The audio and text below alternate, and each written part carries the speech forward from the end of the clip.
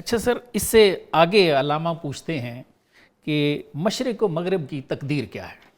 تو سر اس پہ ذرا بتائیے کہ اس کے سوال کے اوپر ہی اللہ تعالیٰ تجلی گرا دیتے ہیں افتادن تجلی جلال سر پلیز ناگہاں دیدن جہان خیش را فرماتے ہیں علامہ کہ اچانک تجلی گری اور میں نے اپنے جہان کو دیکھا، آ زمین و آسمان خیش را اپنے زمین و آسمان کو دیکھا، غرق در نور شفق گوم دی دمش تو اس کو میں نے شفق گوں دیکھا، شفق کی طرح سرخی ہو گئی۔ سرخ ماندے تبر خون دی دمش فرمایا جس طرح یہ ریڈ سندل ہوتا ہے اس طرح کا رنگ چھا گیا، تجلی گری ہے۔ زاں تجلی ہا کے در جانم شکست فرماتے ہیں وہ تجلی جو میری جان پہ گری، چوں کلیم اللہ فتادم جلوہ میں مست موسیٰ علیہ السلام کی طرح بے ہوش ہو کے گر پڑا۔ گر پڑا سر نور او ہر پر دگیرا وا نمود فرماتے ہیں یہ نور کی تجلی گری لیکن پردے اٹھ گئے اسے سارے، تاب گفتار از زبان من ربو اور میری زبان سے جو تاب گفتار ہے وہ بھی چھن گئی، بول نہیں سکتا یہ تھا۔ ساری منظر کشی تجلی کی۔ جی جی اب آگے کہتے ہیں از ضمیر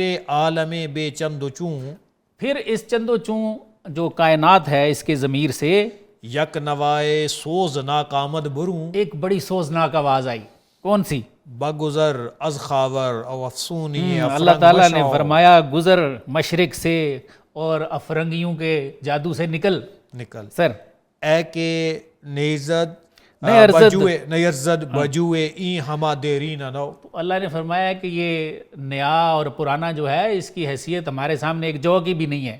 آن اگینے کہ تو با احرم نا باختائی تو پھر فرماتے ہیں اللہ تعالیٰ کہ وہ نگینہ جو میں نے تمہیں دیا وہ تو نے شیطانوں کو دے دیا ہے۔ ہم بجبرائیل امین اتاواں کرد ہاں گرو جی فرماتے ہیں کہ وہ نگینہ تو میں نے جبریل کو بھی نہیں دیا جو تمہیں دیا ہے، دل مراد ہے۔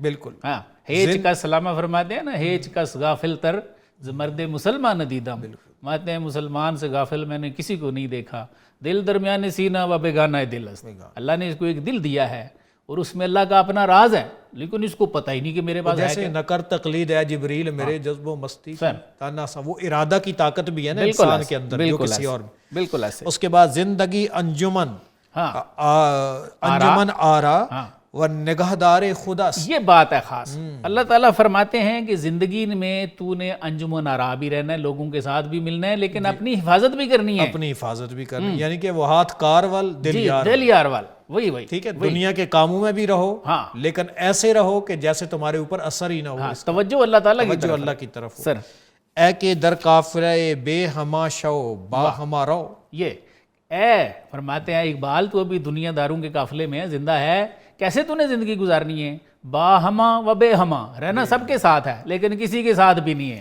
یعنی یہ توجہ جو ہے وہ میری طرف۔ بالکل، یہ یعنی کہ پوری ریپنگ اب کی جا رہی ہے، آخری سبق دیا جا رہا ہے۔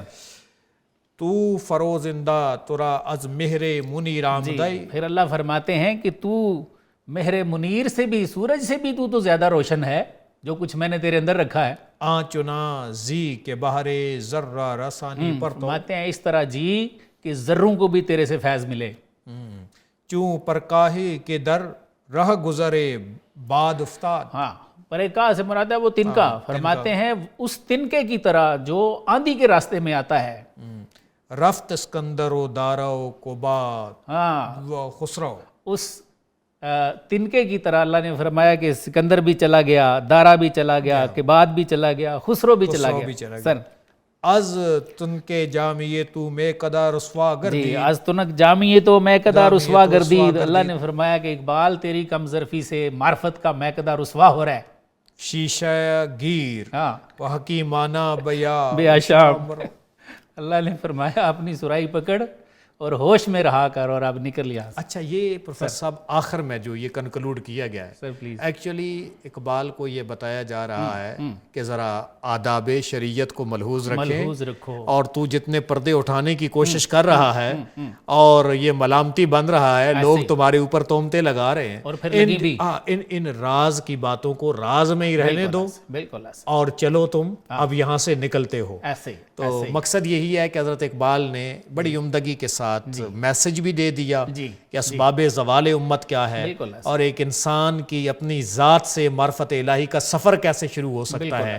تو جاوید کے رنگ میں پوری امت مسلمہ کے نوجوان کو ایک بہت بڑا پیغام دے دیا۔